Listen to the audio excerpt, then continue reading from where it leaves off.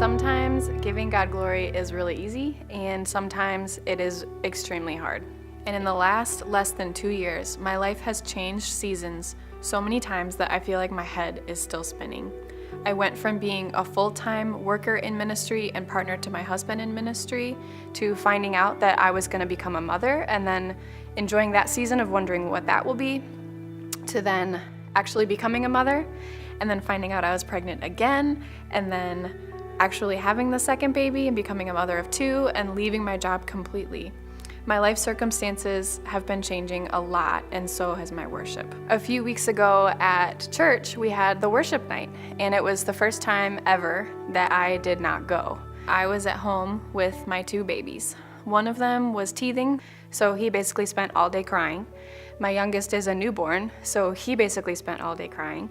And both my kids were crying, so I basically spent all day crying. At one point, I was putting my oldest to bed at night, and I normally sing to my kids. Usually we sing hymns.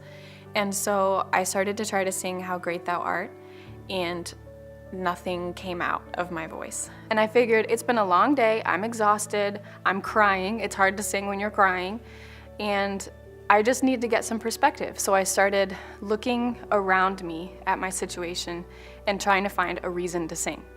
I just was pleading with the Lord, give me a reason to sing. And so a couple things came to mind. I have a beautiful, healthy boy in my lap. That should be a great reason to sing. But in my sinful and skewed perspective at that time, he was the one that was making me so tired and making me have a rough day. And so he was not causing me to want to sing in that moment. I was sitting in a warm home. I had a roof over my head, but I didn't want to be at home at that moment. I wanted to be at worship night, worshiping in music with the way that I'm comfortable worshiping. So I sat there for so long asking God, give me a reason. I just want a reason to sing. And as I kept giving him that phrase over and over again, he brought to my mind a song that says, all of my life, in every season, you are still God. I have a reason to sing. I have a reason to worship. I knew in my mind that he deserved so much more than what I was giving him, but I wasn't even aware that that was all I was giving him until the well of thank yous dried up on a bad day. And that's when I really had to ask myself, what does he deserve? What glory is he worthy of? And that's when my mind was blown by how much bigger it actually is than what I was imagining.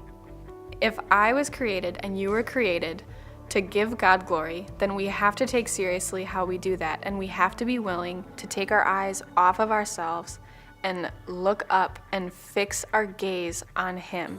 And the moment we do that, we enter worship without even realizing it. Because when we see him for who he is, we see him in his glory. And as we start reflecting on that glory, we are ascribing to him that glory. So no matter what, if your circumstances are great, if your circumstances are really difficult, or if they're just kind of hard for one day, we have a reason to sing in every season. God is still God, and that is our reason to sing, and that is our reason to worship.